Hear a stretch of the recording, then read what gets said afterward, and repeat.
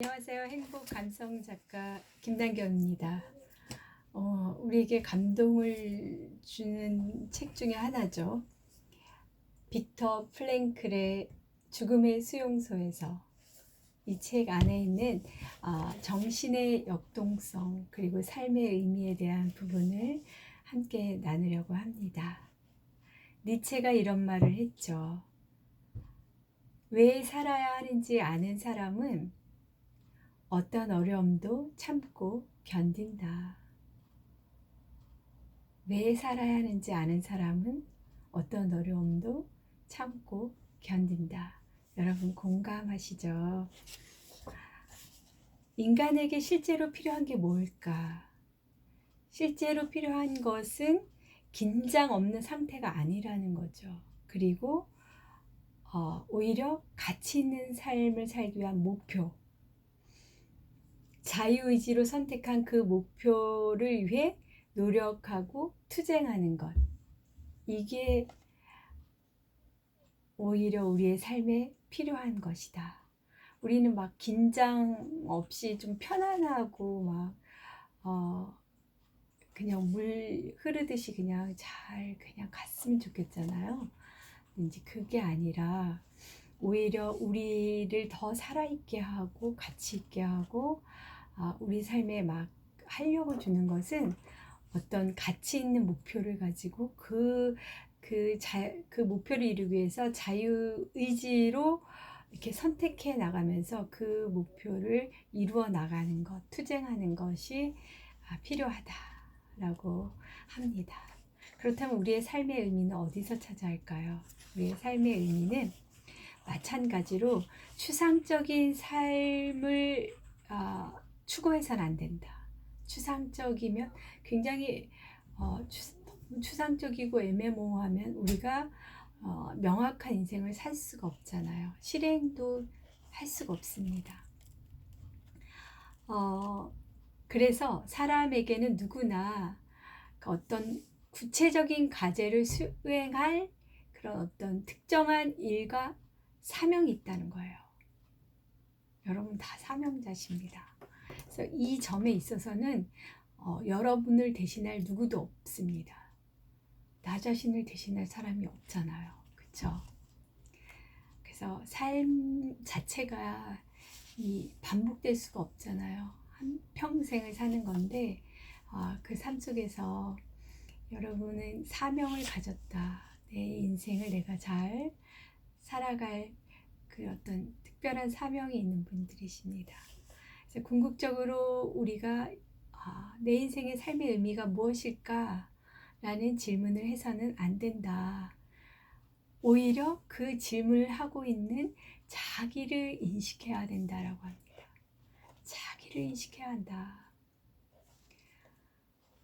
그래서 삶으로부터 질문을 우리가 끊임없이 받고 있는데 그 질문에 대해서 책임을 짐으로써 우리가 대답할 수 있다라는 거죠.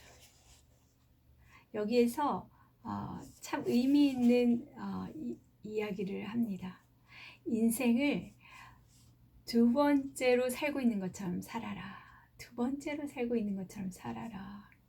그리고 지금 당신이 막 하려고 하는 행동이 과거의 그 첫 번째 인생에서 이미 그릇되게 했던 바로 그 행동이라고 생각해 보라는 거죠.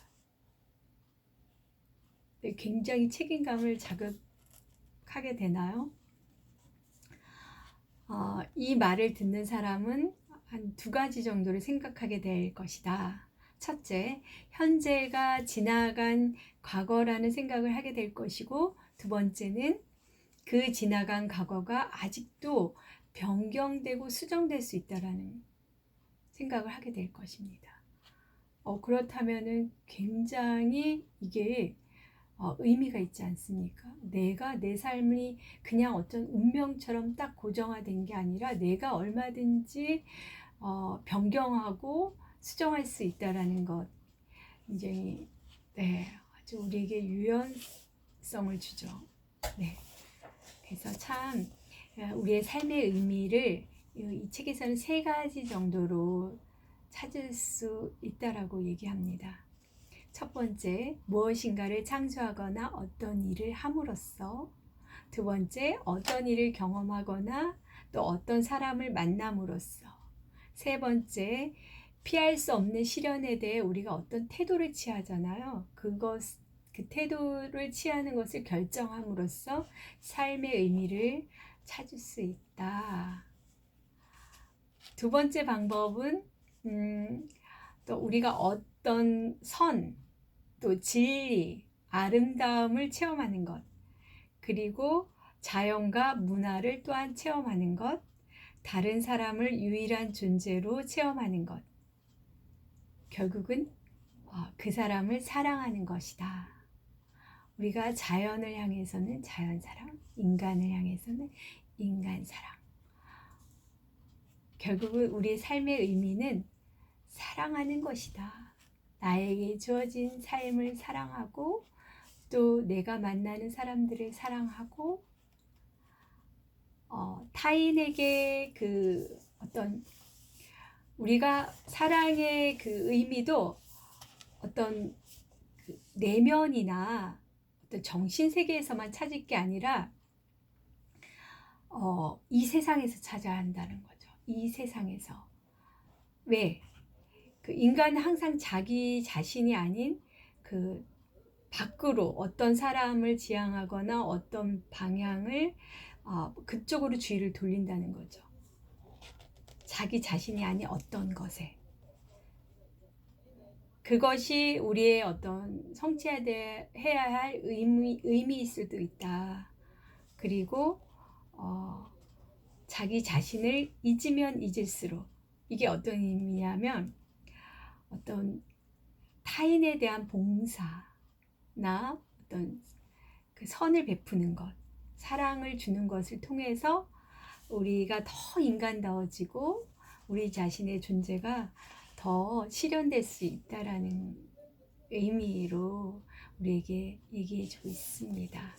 여러분이 인생을 두 번째로 사는 것처럼 또 여러분의 인생을 새롭게 준비하시고 또 얼마든지 내가 변경하고 수정해서 여러분의 인생을 아름답게 또 나 자신을 위해서 또 타인을 위해서 아름다운 삶, 멋진 삶을 사시기를 축복합니다. 감사합니다. 사랑합니다.